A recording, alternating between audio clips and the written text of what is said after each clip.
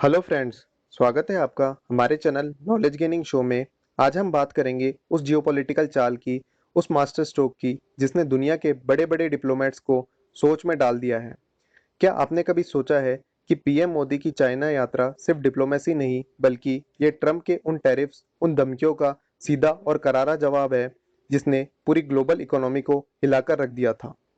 दोस्तों, ये सिर्फ एक मुलाकात नहीं, ये है भारत की एक शांत मगर बेहद कैलकुलेटेड रणनीति जो दुनिया का पावर बैलेंस बदलने वाली है। वीडियो अंत तक देखिए क्योंकि यह पूरी कहानी आपकी जियोपॉलिटिकल समझ को एक नया आयाम देगी। तो दोस्तों, कहानी शुरू होती है 31 अगस्त से, जब पीएम मोदी चाइना पहुंचे। अब आप कहेंगे इसमें नया क्या है?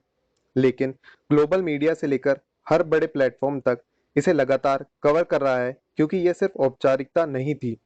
यह था ट्रंप के उन टैरिफ का असर, वो आर्थिक दबाव जिसने भारत को एक नई राह पर सोचने के लिए मजबूर किया।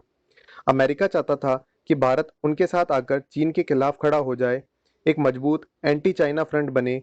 लेकिन भारत ने क्या किया? भारत ने कहा, हमारी डिप्लोमेसी हमारी मर्जी से चलेगी। और नतीजा, भारत और चीन के बीच एक नई ऊर्जा का संचार हुआ, रशिया के साथ ऑयल डील का सिलसिला तेज हुआ, और सबसे बड़ी बात, ग्लोबल मीडिया में भारत एक नए केंद्र में आ गया, जहां वो अपने पत्ते खुद खेल रहा है। यह है वह कौटिल्य नीति जिसे भारत आज के दौर में अपना रहा है। और दोस्तों, ये सिर्फ बात नहीं है, यह है ठोस रणनीतिक कदम।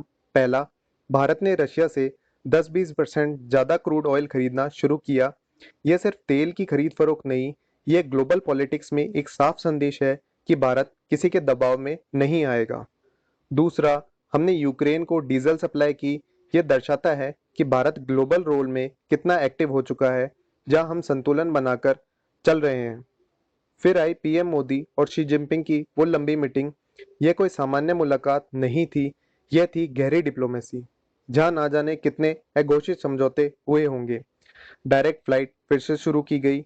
यह सिर्फ बिजनेस और पीपल टू पीपल कनेक्ट नहीं, यह है विश्व बहाली का सबसे बड़ा कदम। लेकिन एक बात पर ध्यान दें, बॉर्डर स्टेबिलिटी, यह अभी भी एक बड़ा चैलेंज है। गलवान वैली जैसे हादसों को रोकने के लिए स्पेशल रिप्रेजेंटेटिव्स तैनात किए जाएंगे, यानी रिश्ते सुधर रहे हैं पर आंखें खुली हैं। और हाँ, कैलाश मानसरोवर यात्रा भी फिर से शुरू हुई। यह सिर्फ धार्मिक संदेश नहीं, यह डिप्लोमेटिक ब्रिज बनाने का भी एक हिस्सा है। तो दोस्तों, इस पूरी कहानी के ग्लोबल इम्प्लीकेशंस क्या है? पीएम मोदी ने ठीक ही कहा था, दुनिया की 1/3 मानवता इंडिया और चीन पर निर्भर करती है। सोचिए, अगर ये दोनों देश एक साथ आ जाएं, तो दुनिया का पावर बैलेंस कैसे शिफ्ट होगा। और इसी दौरान पुतिन भी चाइना में मौजूद है। अगर ये तीनों, इंडिया, चाइना, रशिया, एक मंच पर आ जाएं, तो ये ग्लोबल पॉलिटिक्स के लिए भूकंप से कम नहीं होगा। वॉशिंगटन में बैठे लोगों के तो होश उड़ जाएंगे। इंडिया यूएस रिलेशनशिप अभी भी मजबूत है, ये सच है। लेकिन ट्रंप की नोबेल प्राइज जीतने की चाह और टैरिफ ने इस रिश्ते को एक अग्नि परीक्षा में डाल दिया है। दोस्तों, अगले 2-3 महीने बेहद क्रिटिकल हैं। यही तय करेंगे कि अगले 2 दशक में ग्लोबल पावर बैलेंस कैसे बनेगा। क्या अमेरिका को एक मल्टीपोलर वर्ल्ड स्वीकार करना होगा, या वो अपनी दोस्त जमाता रहेगा? यह देखना दिलचस्प होगा। लेकिन असली सवाल जो आपके दिमाग में घूम रहा होगा, वो ये है कि क्या भारत और चीन की यह नज़दीकी एक लंबे समय की रणनीतिक साझेदारी की शुरुआत है, या सिर्फ ट्रंप के टैरिफ्स की वजह से एक अस्थायी मजबूरी है, या फिर इसके पीछे कोई और बड़ी चाल है जो अभी हमें दिख नहीं रही। आपकी क्या राय है? क्या ये दोस्ती टिकेगी, या बॉर्डर फिर खेल बिगाड़ेगा? कमेंट सेक्शन में ज़रूर बताएं। अगर आपको वीडियो अच्छा लगा हो तो एक लाइक ज़रूर ठोकिएगा दोस्तों।